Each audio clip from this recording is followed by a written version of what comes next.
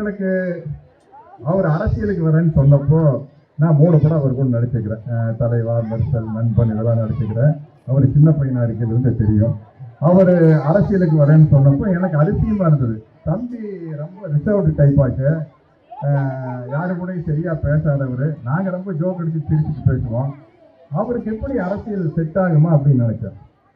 அப்புறம் அரசியலில் தைரியமாக கட்சி ஆரம்பித்தார்.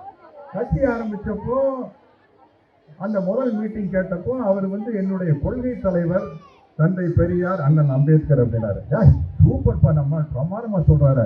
எப்பா இப்படிதான் ஒரு ஆள் வரணும். ஏன்னா திராவிட முன்னேற்ற கழகத்துக்கு ஒரு போட்டினா சித்தாந்த ரீதியாக அது சமூக நீதிக்குள்ளேயே இருக்கிற ஒரு போட்டியாக தான் இருக்கணும் அப்படின்னு ஆசைப்பட்டார்.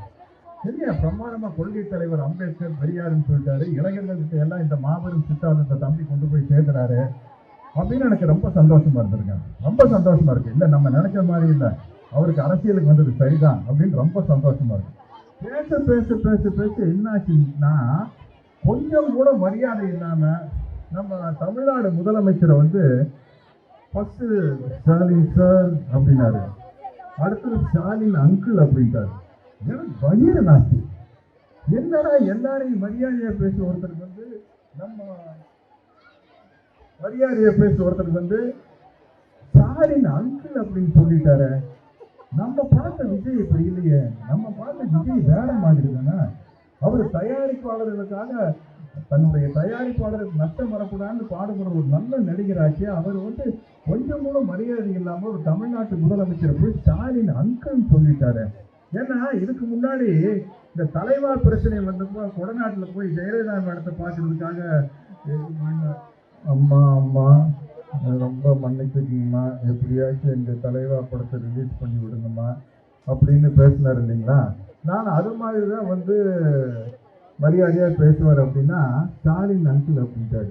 எனக்கு தம்பி விஜய் ஸ்டாலின் அங்கிள்னு சொன்னோன்னா இப்படி இப்படி இப்படி நெருங்கி பேச மாட்டார் தம்பி. ஷூட்டிங் ஸ்பாட்டில் எல்லாத்துக்கும் ரொம்ப மரியாதை கொடுக்குறவராச்சு.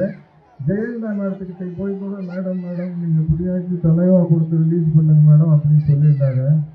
ஆனால் யோசிச்சு பாருங்க, ஸ்டாலின் அங்கிள்னு சொன்னாரு, ஏமாந்து போய் ஜெயலலிதா மேடத்தை ஜெயலலிதா ஆண்டின்னு சொல்லியிருந்தா என்ன ஆயிருக்கு? ஜெயலலிதா ஆண்டின்னு சொல்லியிருந்தா என்ன நடந்திருக்குங்க? நம்ம பார்த்துருக்கிறோம்ல, இந்த ரோட்டோரத்தில் கொத்து போராட்டம் எப்படி போடுவாங்க, கொத்து போராட்டா போட்டு அதில் சில சமயத்தில் முட்டையை ஊற்றி முட்டையெல்லாம் கலந்து ஒரு கொத்து போராட்டா போட்டிருப்பாங்க. ஜெயலலிதா ஆண்டின்னு சொல்லியிருந்தாருன்னா